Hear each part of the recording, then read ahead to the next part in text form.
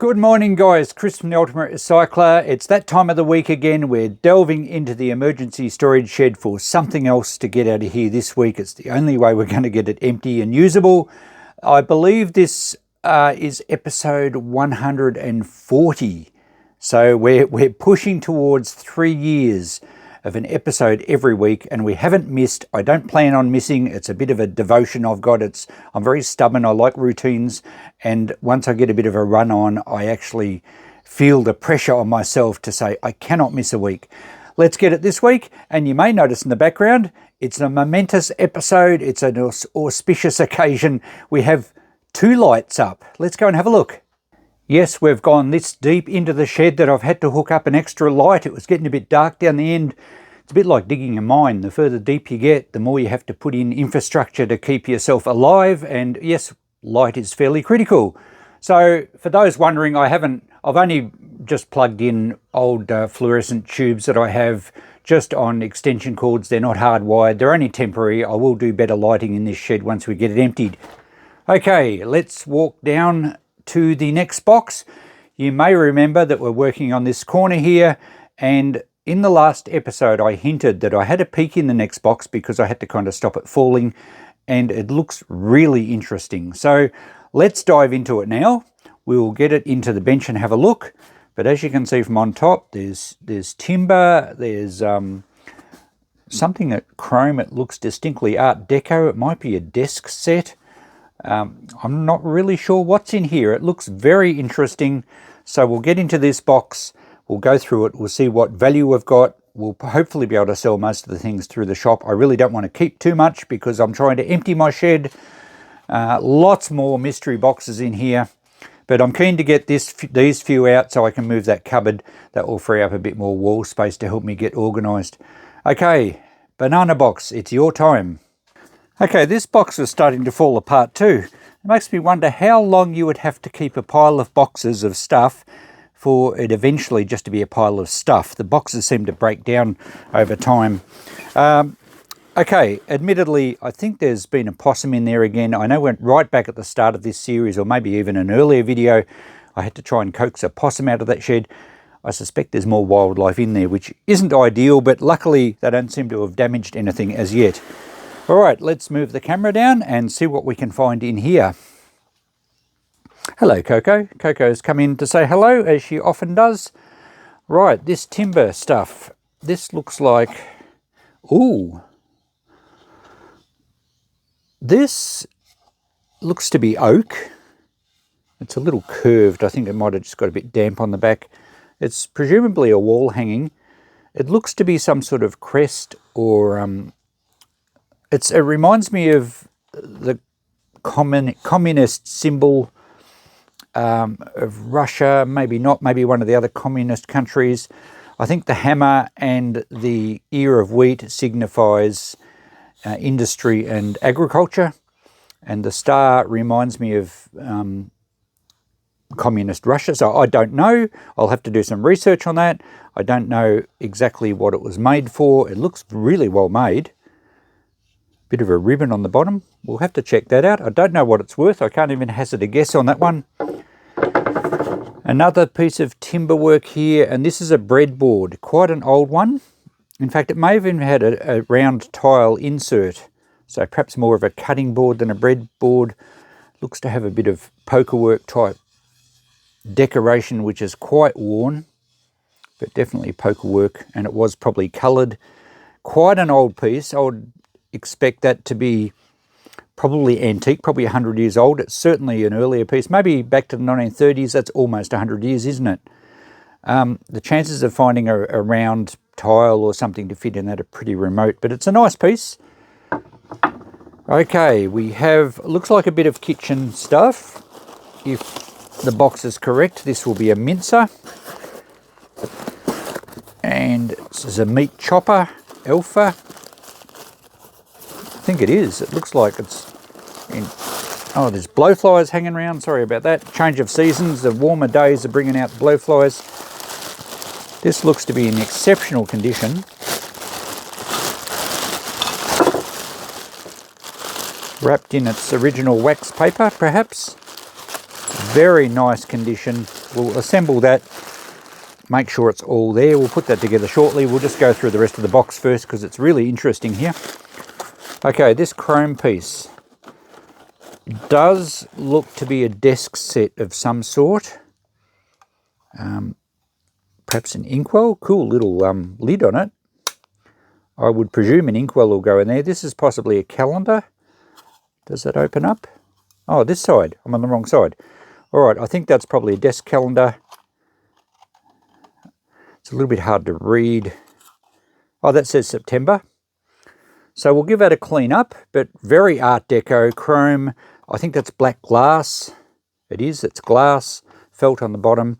Would have had a little pen support there. So inkwell, desk calendar, and there would have been a pen support. It's a shame that's missing. But that will clean up pretty well. I wonder if I can get into that and clean the writing up a bit better. It's a bit hard. Oh, with my glasses on I can read it. September 3rd. But I think something's out of alignment here on this one. Oh, it wasn't the 3rd. That was the 30, probably the 30th, the 31st. Yeah, so that's the end digits here out of alignment. The month looks like it works well.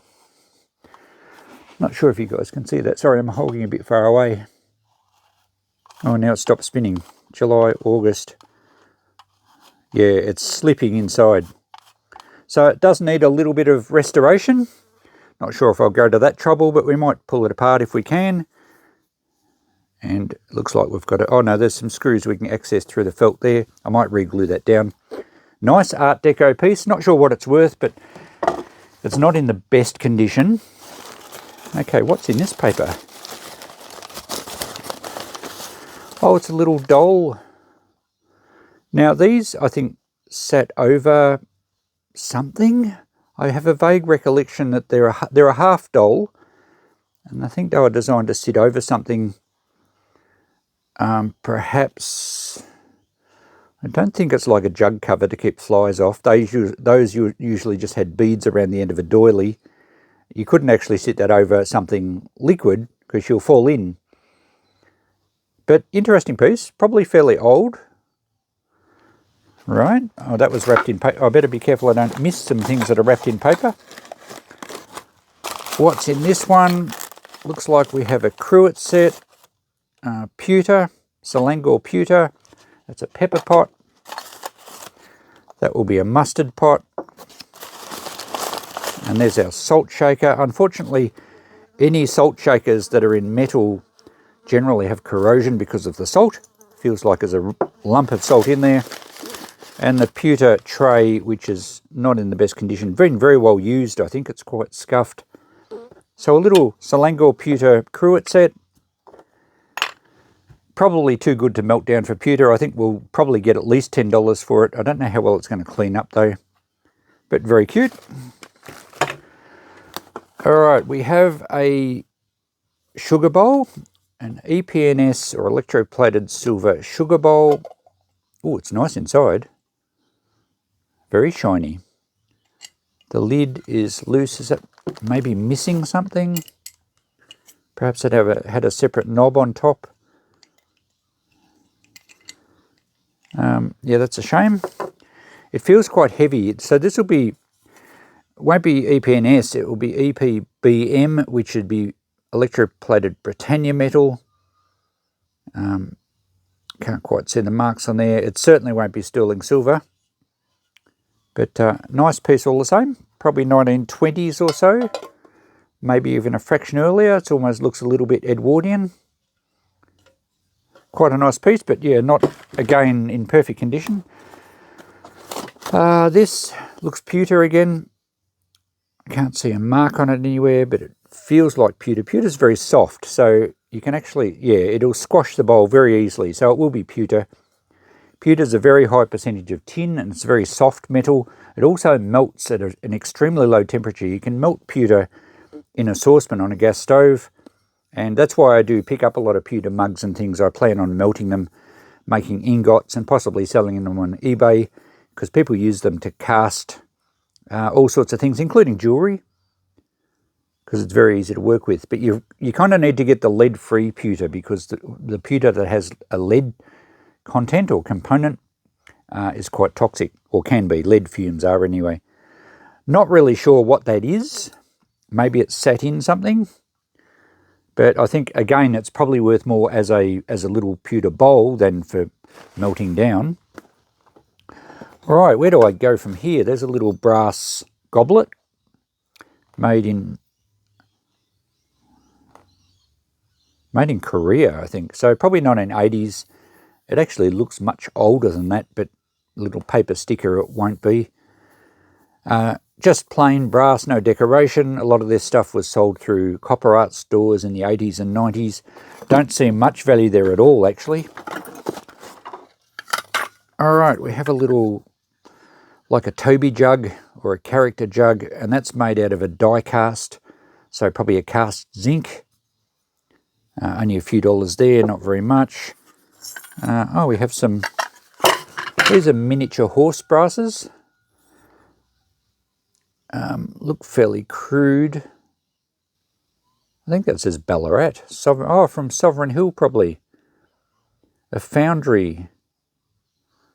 Sovereign Hill, Ballarat. So that's a local souvenir from, there's like a historic village in Ballarat, which is a gold mining area in Western Victoria. And the tourist attraction, the village called Sovereign Hill, is quite a famous recreated historic town. Well, it doesn't date to the goldfields, but it represents the goldfields. I assume that one's from there as well. So these would have been made in the foundry there. They have a lot of working exhibits. I haven't been there for decades, but it's very impressive display. This says China on the bottom, so Chinese brass bowl. Probably quite an old one. That would date back maybe to the 60s or 70s. It's not modern, made in China. And this one is like a mould, like a jelly mould. It's a copper pan, and that's some sort of stylized lion. It looks like a lion with a pig snout. Bit unusual. Perhaps the artist was, perhaps it was bring your kid to work Friday and didn't quite work out as it should have. Pretty cool piece. I think that's quite old. Good decorative piece. Not sure why it looks a bit weird on the top there. But I think that will sell quite, maybe $10 or something for that. I guess we'll call it a jelly mould. It would certainly work for that. All right, we have a little serviette ring, silver plate possibly. It looks like it has a, you can polish silver a bit just with your fingers or your hands if you rub it enough. So it looks like it has an inscribed B on there. You do need to check these because they can be sterling silver, so I'll give that a bit of a clean up.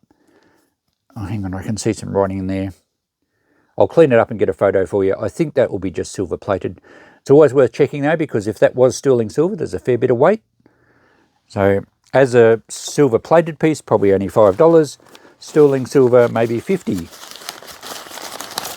Righto, what's in this one? We have some interesting stuff here. We have a teaspoon. A souvenir from Mildura, which is a city right at the northwestern corner of, well, almost at the northwestern corner of Victoria. So a vintage souvenir teaspoon. That is silver plated again. Can't quite read what it says on the back. Again, I'll throw a photo up. I think it's Stokes and Sons. So a Melbourne company that did a lot of souvenir wear, medals, badges, all sorts of stuff, even some badges for the war and all sorts of things. They probably did more elaborate silver stuff as well. Interesting, they say 4 o'clock on the teaspoon, and that's traditionally, at least as I grew up, traditionally that was afternoon tea time, where you sat down and had a bicky and a cake and a cup of tea or a cup of coffee. 2 doves, looks like pewter.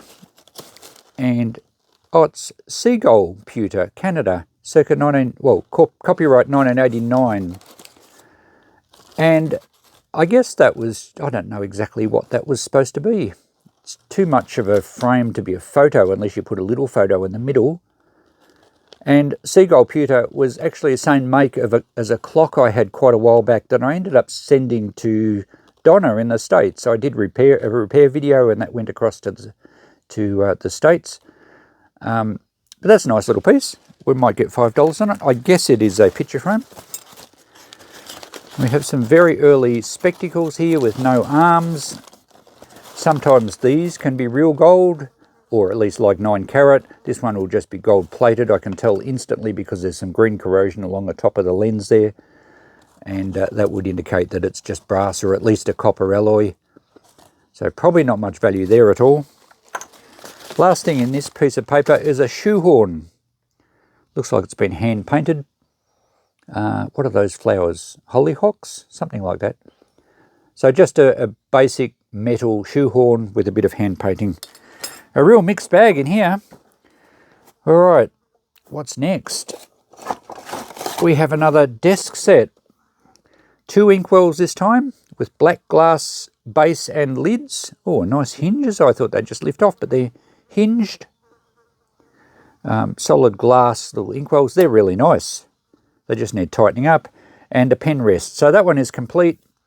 I would say this is probably very Art Deco again, probably 1930s. And given that that's complete and the glass doesn't seem to be damaged, I think that'll hold pretty good value. I'm thinking maybe $75, something like that. It'll look great when it's cleaned up and just got to tighten some screws. Very nice. Now, I'm not sure where this stuff come from. I was going to look at the dates. 2007 on the paper. So I don't think this came from where all our recent boxes have come from with our glass and china. I honestly don't remember where this has come from. Excuse that fly again.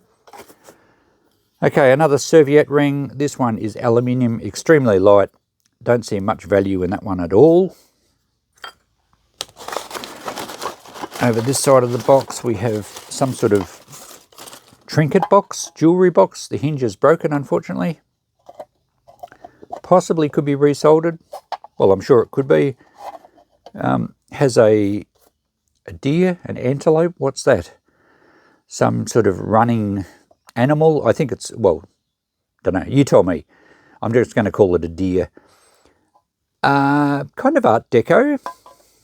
It's lined with timber. Sometimes these were made in Japan. I think it's made from a cast zinc again. It's not a pewter. And it's got a bit of weight to it. So I think that would be a cast zinc. But probably mid-century, maybe a little bit earlier. Could be back to the 30s. It doesn't actually say, but I have a hunch that's probably Japanese made. Nice little piece, interesting box. Don't know, that was not going to polish because the die-cast zinc doesn't really come up with much of a shine. I suspect it was silver-plated and it's probably been polished off. But really, you know, really looks the part, looks old. That's empty paper. We have some plates here. Friends are for always. I think they're all say the same thing. Now these are just steel. They will stick to a magnet, and it looks like there's a copyright date 1977. It's a little bit like your Holly hobby stuff. That's got a bit of rust. I don't know. It is dirty, but it is a bit rusty as well. Maybe just $5 for the 3. Not sure on that. This one is just a really little decoration. Very light again, so only aluminium. And I don't think aluminium has much of a... Oh, they're not even real bells. There's no dingers in them. But I don't think they would have much of a ring anyway. Aluminium isn't really known for its sound characteristics. Not like brass anyway. Don't think there's much value there. A fruit bowl, handled fruit bowl. It could well have been silver plate, and it's basically polished back to the base metal, so it's essentially brass. Yeah, there's remnants of polish everywhere. Maybe it was brass. Maybe there was no silver plate on it anyway. You would usually see it underneath. So just a large brass handled fruit bowl. Not going to be worth a great deal. It'd be a heap of effort to bring that back to shiny brass.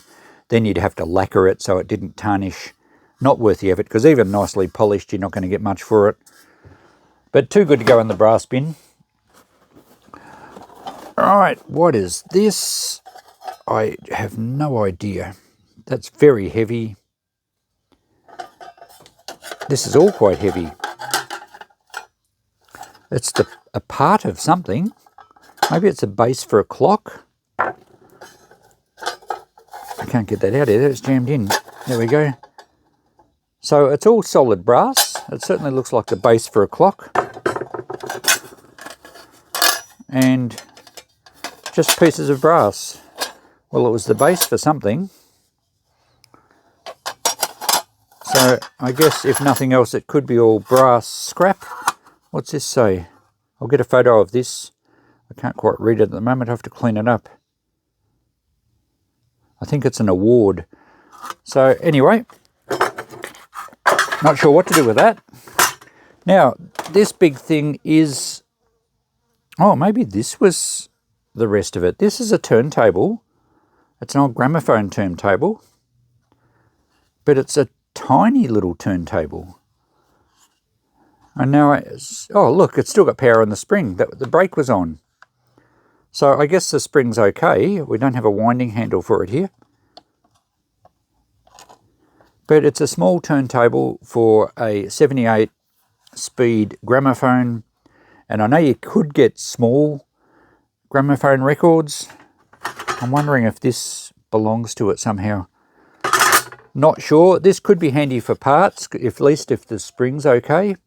But it might only be suitable for these miniature ones. I'll have to see if I can find a brand on it. Really not sure what to do with that. Oh, it's branded on the bottom. Thorens. Swiss, I think they were Swiss. Yeah, Swiss made. They made, I have seen that brand on needles, tins, gramophone needle tins. All right, I'll have to do some checking on that. I don't know what it's going to be worth. Probably just parts. Maybe we might have to eBay that to find the right person that wants it. And what was this? Oh, a clock dial. German clock dial. That's a bit rough to reuse. It's just cardboard. And someone's written on the back of it. And they've got a scale for something. But they've used the back of a clock dial. Okay. Now, we have another horse brass here. Just a little decorative piece. And the last thing we have in this box... there's some tin plates. An old English cottage scene. Looks like they're going to be like, yeah, very English looking thatched roof cottages. Lady in the garden with a crinoline lady type dress. And I think that was the same as the other one. Tending the ducks in the garden. Oh yeah, that's the same. So we're repeating a few scenes. That one has a hole through the middle. So these are willow. They're made in Australia. Cottage is the pattern, and they will be steel. So they do stick to a magnet. Looks like someone's nailed that up to the wall. Some of them are a little bit bent. That was obviously 20 cents in a charity shop or op shop somewhere. That's a different pattern. But willow again. That's called swing. And that's repeated that picture a few times. And I think we had that one earlier too. That's a bit scratched up. So, yeah, they're a bit rough. I don't know when they would date to. I would suggest maybe 1950s. I think willow has been around for a long time in Australia making tin plateware. So maybe 50s. We'll probably sell the stack all together. Not sure what to put on those either. I'll have to do a bit of checking. That's the end of our box. What an interesting box. Now, we're going to get a bit of value here. There wasn't anything outstanding. Probably that complete desk set was the nicer one, but the mincer will be worth a bit. Yeah, we'll clean it up. I'll do a bit of checking and we'll come back with a price list. Okay, before we actually get to the price list, I've done some cleaning. I've done a bit of checking. I've tried to work out most of what I went through before, because a lot of it when I first go through these boxes is pure guesswork. I'm still guessing as to all these brass bits. I suspect it's part of a clock case. I think they all belong to the same thing because the holes in the cast piece line up perfectly with the plate. This larger plate is equivalent dimensions with that center piece lining up with the center hole. Also, these holes line up perfectly with this base. Oh yes, it does have some inscription here. I'll show you a photo of that now. And you can see it was presented to Mr. E.A. Butty by the Oakley DB Band. I don't know what that is. Maybe like a brass band, in recognition of his valuable services by the president of, I guess, the band. 1917. So I'm fairly certain that was the base of a clock, like a large carriage clock. They did give clocks as presentation items quite a lot. I don't know where the rest of it is. I'm not sure if that's offered. It seems a bit heavy to be the bezel from a clock, and it's got weird angle brackets on their sides. These could have been the edges for some glass, but they're a bit small. I'm not sure. Look, I'm going to hang on to it for now. Two reasons. One, the clock might actually turn up in another box, or more parts of it. And if not, I think these brass pieces, particularly the flat plates, might actually be handy when I am repairing brass clocks, carriage clocks and things down the track. Eventually, if I have no use for it, the whole lot could go straight in the brass bin. It weighs probably nearly 2 kilos. It's fairly hefty, so it's about $15, $16 in scrap brass. But I think I'll hang on to that for now. Not going to sell it. I don't think it'll have a market. Now, what else have we got? I did some research on this piece. I was kind of close.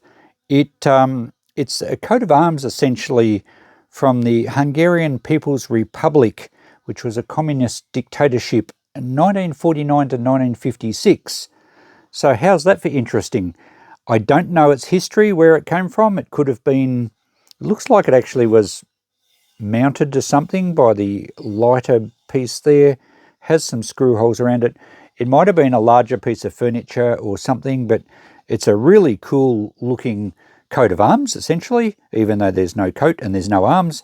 It's basically a symbol, I guess, of communism in Hungary back in just after World War II. So some interesting history there. I have no idea what price to put on that.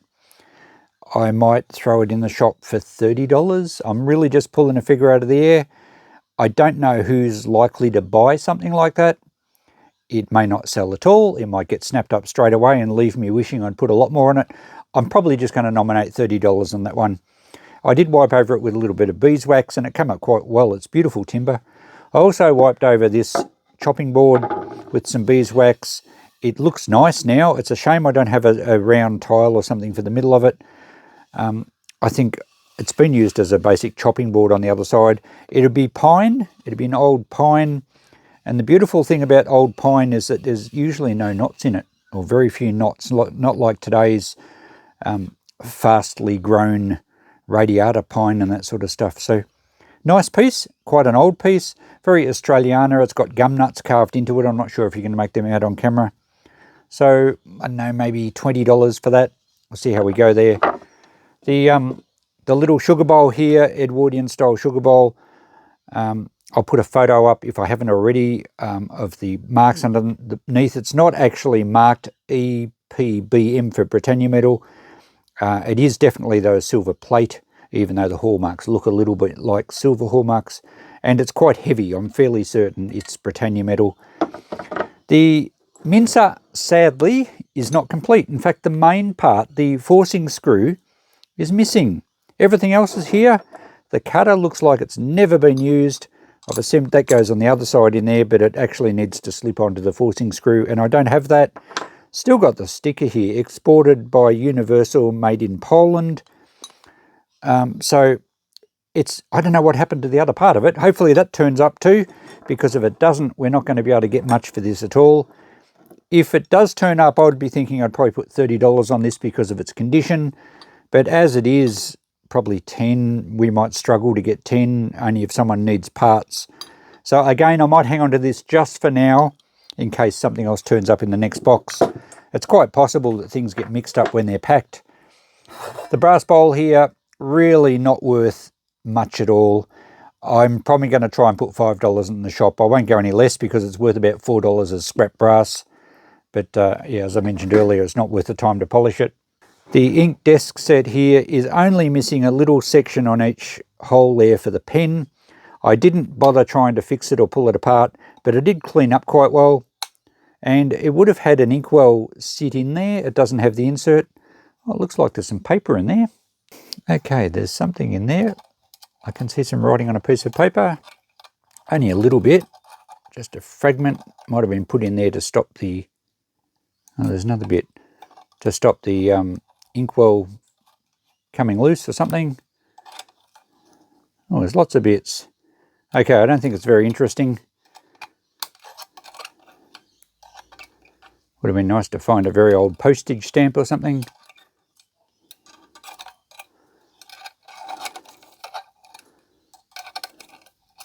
Not very good tweezers. There we go. One more little bit in here. Okay, it's just some little torn up bits of paper that were probably put in there to stop the inkwell rattling around. Looks like quite old pieces of paper, but we can't really read anything on them. Okay, so they're cleaned up quite well. The perpetual date calendar thing does work pretty well. It goes through all the months now. I just spun it a few times and it came good. And the number at this end is a little bit off center, but you can actually read it. So it does essentially work. You couldn't obviously put ink in it without a little insert, and there's nowhere to put the pen. So probably going to put about $25 on it. The glass is good, and I'm sure someone could round up the missing bits for it. Nice piece though. Don't need to talk about much of this other stuff. I did clean up these plates. I cleaned up the other plates. I just wiped things over. I didn't go to too much trouble. The only other discovery I made was, well, I knew what this was anyway. It's from a gramophone. It's what they basically call a motor. It's a wind-up spring drive that drives the turntable when you release the brake. And if we wind it backwards, it might, no. It kind of wants to go. But it actually is missing something. These are supposed to have, I think it was on this shaft here, these are supposed to have a governor which has some weights, and the faster it spins, the more the weights pull out, and that allows for some sort of regulation of the speed. So that is missing. I'm just going to try and sell that for parts. I've got a picture here of what the complete thing will look like that I found one on eBay. They aren't bringing very much money, but you can see how it sort of was part of a complete unit there, even though this one wasn't quite complete. Probably just going to put $20 on that in the shop. Someone that does up these things will probably appreciate the spring in there. Seems to be okay. They might just use some parts off it. And if nothing else, it'll look cool in the shop. I like having lots of unusual things in the shop. That's it for everything else. Oh, this one is the nicest, is the pick of the crop. Has the rests at the front for a pen, which the other one would have had. How cool are these? They just little ink well lids sit up there. A beautiful piece, complete and pretty much undamaged. There's a couple of little nicks to the corners of the inkwells. These do come out. So one would be for black ink and one for red. Love the little lids. They're great. So I'm certainly going to put probably about $80, I think, on that one. I said 75 earlier. Cleaned up great. Up towards 100 anyway. Depends on my mood when I write out the ticket. Really nice piece, so happy to find that. What else? Yeah, just the little half doll. I had a hunch that these went over something. I did find some listed on eBay with beads around their skirt, and they said they were jug covers. I'm not sure on this one. Maybe they were just purely just ornamental. This one actually says Japan on the back of it. Some of the earlier ones were German, and some of them dated back to the early 1900s. This one I'm not too sure, being Japanese. Might be just post-war, something like that, maybe into the 60s. So there we go. We just need a list of prices now. And here's our list of prices for this week's box full of treasures. Really an interesting box this week. Some of these I'm fairly confident in getting. Some I'm just really guessing totally. Others may be a little dear, and if they sit in the shop too long, we will drop the price. By far the best thing was that ink set. I might end up pricing it a little higher. That little aluminium serviette ring may end up in the dollar box, or it might end up in scrap aluminium. A little bit more over the page. And our total, $322. So this was a great box, not only for value, but also for interest. There was some really cool stuff in this box. And there's a few bits and pieces I'm keeping. I think I wrote down $5 for that meat mincer. Hopefully we can find the other part of it, because that'll increase our price to at least 30. I'll keep those brass pieces, but if we did scrap them, we got, you know, $15 odd worth of scrap. So yeah, good box to get out of the shed for a number of reasons. It's cool for you guys. It's really interesting shop stock for me. It was fun to do and some pretty good value. The box for the mincer and that clock face will just go in the cardboard bin for recycling. They're not worth keeping, I don't think. So there we go. I've got to pack all this up now and take it to the shop tomorrow. So thanks for joining in on another unboxing adventure. I'm glad you're enjoying these, and I'm saying that because if you've made it to the end of this video, you must be enjoying it. I'm assuming if you're not, you would have left long ago. But thanks for all the regulars. I get some fantastic comments, which I love reading. And we will continue next week to forge our way into that corner where all those boxes of mystery items are. I know I've got some books coming up, but this box really just is a great example of you never know what's in a box. I'm sure I've never seen some of this before. I don't even remember where this lot come from, and that's what makes it so much fun for me and hopefully fun for you. We'll catch you in the next one. Bye for now.